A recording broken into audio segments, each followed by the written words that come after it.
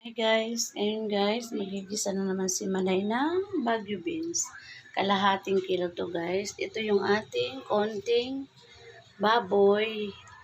Ihiwain ko pa guys na maliliit. Gigisa lang natin. Ito na guys, tapos ko na siya. Hiwain yung ating Baguio beans. Isusunod ko to guys na baboy. Ninipisan ko pa yan siya.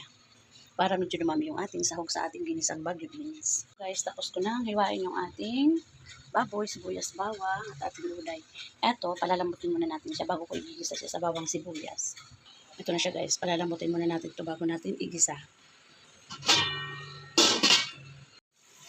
Ito na siya guys. Medyo tostahin natin itong ating baboy bago natin igisa. Ito na siya guys, tostahin pa natin ng konti bago ko ilagay yung ating bawang sibuyas. Ito na siya guys. Tosta na yung ating baboy. Lagay ko na yung ating bawang sibuyas. Gilid muna natin ito. Ito na yung ating sibuyas.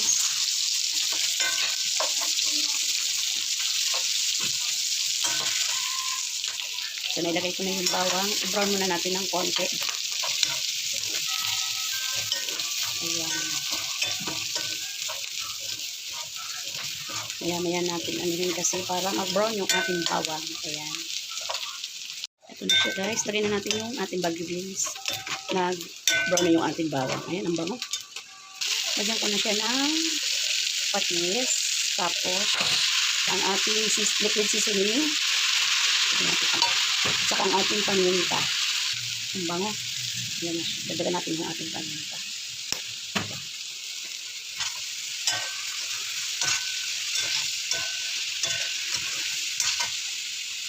Lagyan ko ito guys ng konting tubig lang.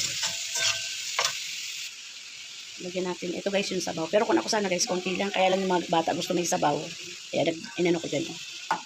Di man siya napuno yung isang ating cup. Kasi yung aking mga apo gusto may konting sabaw yung kanin. Lalo na yung isa kong apo. Kasi nandito sila sa bahay. Gawa yung nanay nila. Bagong opera. Kaya andito muna sila sa amin. Ayan. Maya-maya na natin tikman guys. Kung okay na yung alat niya. Ayan, tikman na natin kung okay na yung alat ng ating ginisang Baguio beans. Ayan, tikman natin. Okay na siya guys. Sarap. Ito, luto na to. Ito guys, lugaw yan. Konting-kunti lang kasi yung niluto ko kahapon. Tinapong ko lang pinapanis. Kakainin niya ng anak ko. Ito, okay na to guys. Yung ating ginisang Baguio beans. Ito siya.